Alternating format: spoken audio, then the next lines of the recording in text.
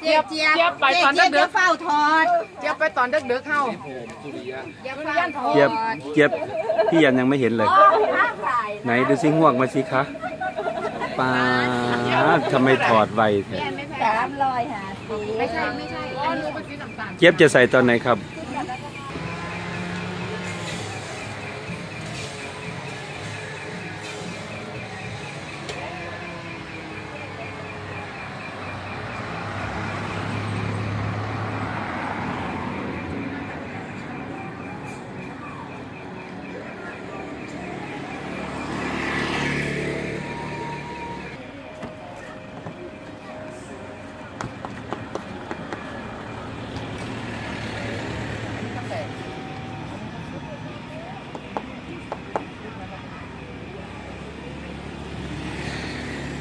โลเท่าไหร่ไปอ่ะ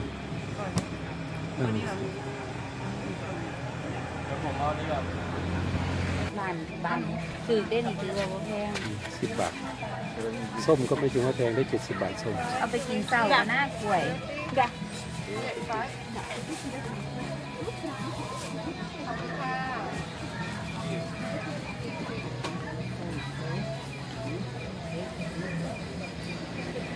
อันนี้นะ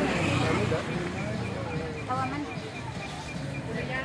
เห็นบอกว่ากินสมอยาก เคยไปแล้วใช่ เห็นบอกว่ากินสมอยากอ่ะกินเข้าไป อันนี้ อ่ะ เคยไปหาเรื่องแถวนู้นหา อ่า ญาติ ตายขึ้นค่ะนี่ ไปพูด ขอบคุณนะคะ เห็นบอกว่ากินสมอยาก อาจารย์เอาโลนึงมันปะค่ะ จ้า ของเลยไหมครับ แม่ค้าก็ใจดีกี่ดี แม่ค่ะก็ดีดี แม่ค้ากับคนอีสานใช่ยังไม่แต่คนอีสานแหละส่วนใหญ่ก็ได้ไม่แต่คนบ้านเฮาเป็นผู้ครอบครองอำนาจ เอารถไปจอดไปยาถักพี่ออดสีขาวไปจอดไปมองไปพ่นพ่อเขานะรอข้างหลังเขาทำเขาดีเอารถไล่ไม่เป็นไรออกกันครับ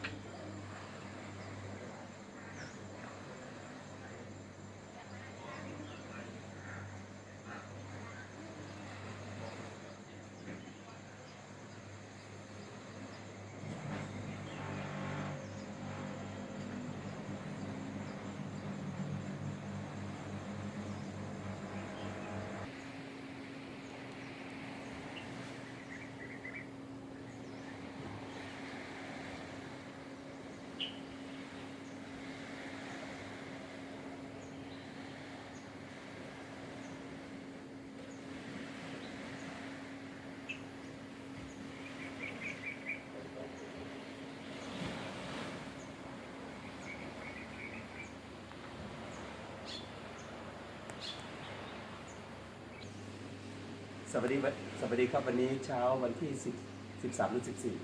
14 เช้า ค่ะ วันที่14 มีนาคมปี2561นะครับวันนี้คณะครูโรงเรียนบัวขาวเราได้มาศึกษาดูงานที่เกาะช้างได้มาพักอยู่ที่โรงแรมหาดไก่แบ้บิสรีสอร์ท แมมไก่แบ้ แม่บิสรีสอร์ทนะครับวันนี้ก็เป็นเช้าที่สดใสบรรยากาศข้างบนชั้น 4 ของที่พักในโรงแรมนะครับก็บรรยากาศสวยมากบรรยากาศดีมากครับ ก็วันนี้ทานข้าวเช้าเสร็จก็จะเดินทางไปที่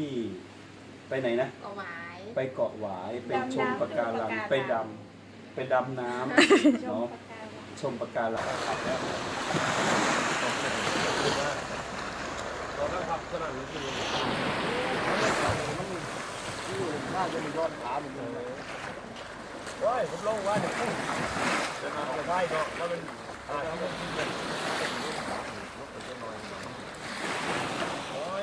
เริ่มลงแล้วนี่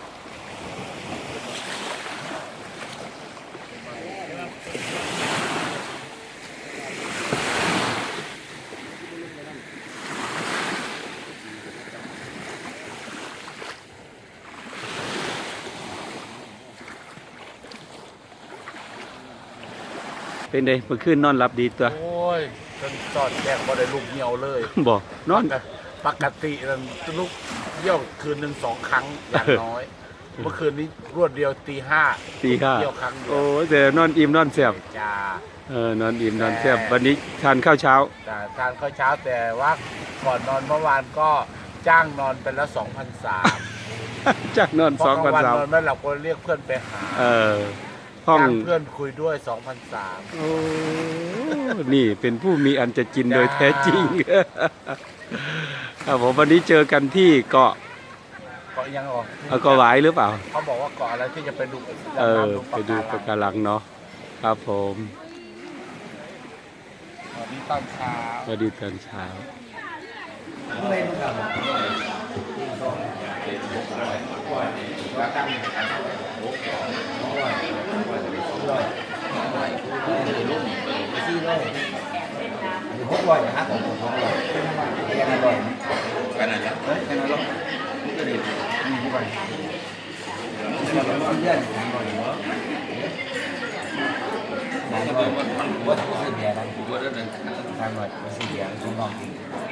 เป็นไงวันนี้มาถึงเวลา2:30แล้ว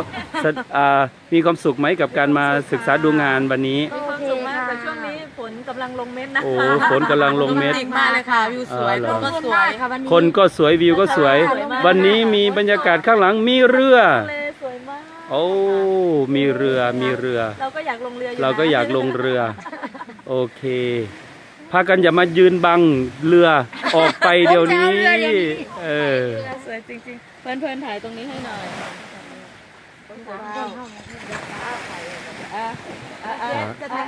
กันไปไหนเนี่ยพากันไปไหนครับบุ๋มเอ้าวิดีโอนะครับ ไปดูปะการังค่ะ โอ้ไปดูปะการัง สวยงามค่ะไปดูปะ โอ้ สวยงาม แล้วครับ ปะการัง เดินทางปลอดภัยครับผม สมบูรณ์แบบอยู่ค่ะ โอ้เยี่ยมมากเลย สวนบูรณ์แบบอยู่ค่ะ โอ้สุดยอดสุดยอดสุดยอด สวยมากค่ะ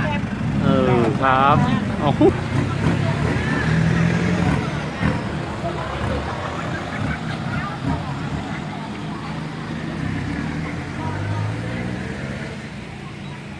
เดินทางปลอดภัยนะครับมี นอนเฝ้าโรงแรมให้ นอนเฝ้าโรงแรม ให้ฝันดีเด้อ จ้ะมี you speak เอาจริงเป็นยังไงมื้อนี้บอกเพิ่นกันนะม่วนบ่ Good morning. We are going snorkeling this morning. Ma'am. It's going to be fun this morning because I can see everyone dressing in beautiful colors. โอ้ BKS, we are enjoying. We are having it a very big time. Please, next time, join us to enjoy. Thank you. Oh thank you Ricky where you go ใช่ Ricky ไปโอ้นี่ไง Ricky I just speak We are going to snorkeling and we will see beautiful places and enjoy the time thank you ให้ขนาดนั้น beautiful เมทีเป็นไงเมที สิไปเกาะ โอ้โหสรุป สิไปเป็นสาวเกาะ โอ้เจ้าก่อน โดนเนี่ยมาทะเลเธอหนึ่งกับสิไปเหยียบน้ำทะเลตอนนี้มาทะเลถึงน้ำทะเลอยู่เลี่ยคักๆเราไม่ได้เลี่ย โอ้ยสั่งก่อนเด้สาวเลีย แล้วก็สิบาดสิเมื่อก็สิออกไปเป็นทหารเลี่ย สาวเลีย เริ่มมา แล้วประมาณกี่กิโลจากที่พักเราไป น่าจะอยู่ประมาณ6 กิโลแต่มันเป็นขึ้นเขา อ๋อขึ้นเขา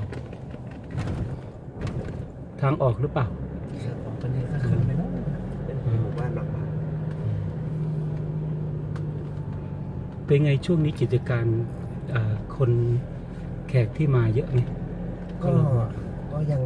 เยอะอยู่นะครับ อ๋อ แต่ก็ถ้าเป็นเมื่อสักเดือนที่แล้วจะคนจีนเยอะ อ๋อ ก็รออีกสักปลายเมษา ไปเม ก็ ษา คนจีนจะกลับมา อ๋อช่วงนี้คนจีนเขา คนจีนเขากลับบ้าน อ๋อกลับบ้าน เนี่ยพอปลายเมษาก็เริ่มกลับมาอีกรอบหนึง อืม เป็นช่วงๆตอนนี้ก็จะเป็นพวกรัสเซียเนี่ย พวกรัสเซีย